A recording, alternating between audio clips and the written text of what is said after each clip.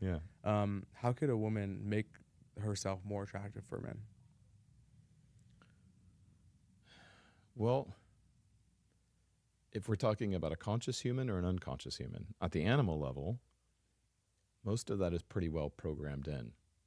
Men, the masculine, likes the chase, it likes the hunt, it likes conquest. So, at a very low level of consciousness, animal behavior, that's it. Also, by the way, you don't actually have to be that attractive of a woman.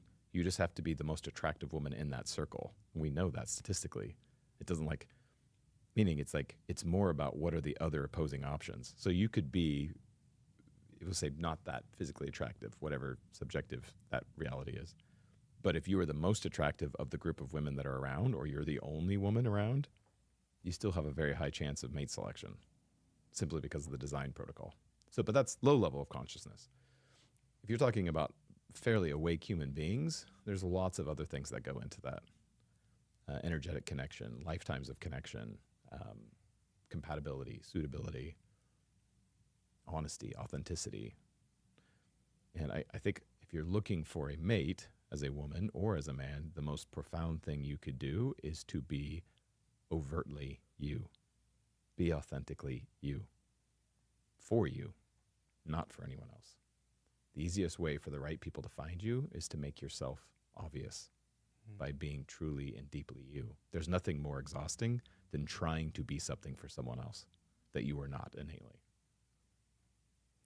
Is there any relationships that a female should look for in their partner and how they treat other people in their family to see how they may treat them?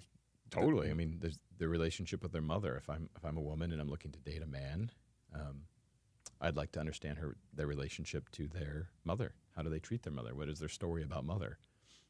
Especially in a world that seems to be producing boys who are looking for moms more than men who are looking for a partner.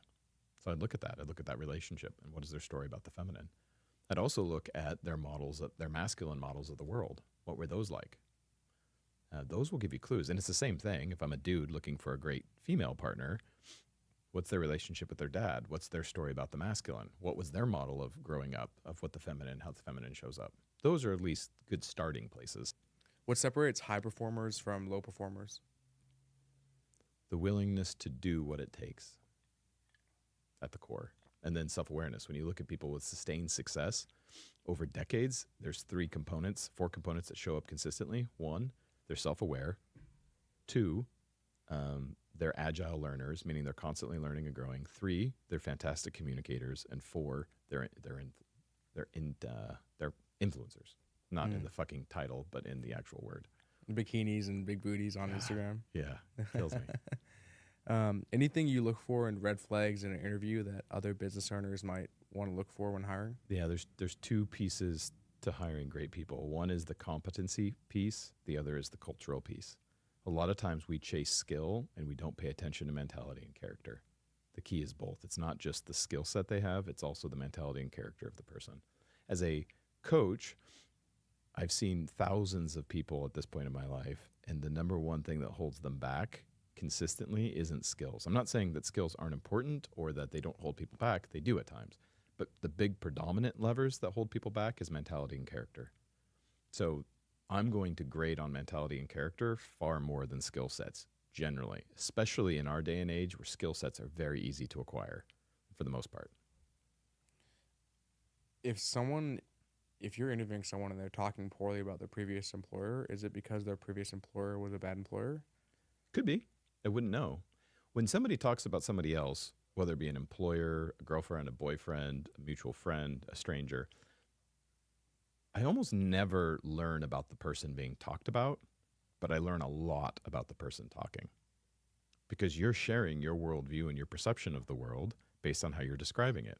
So it's the asshole test, right? Two people go out and they go hang out with somebody. They meet a new person. One person thinks they're an asshole. The other person thinks they're great. Which one of them is right? Well, they're both right, but one of them's an asshole.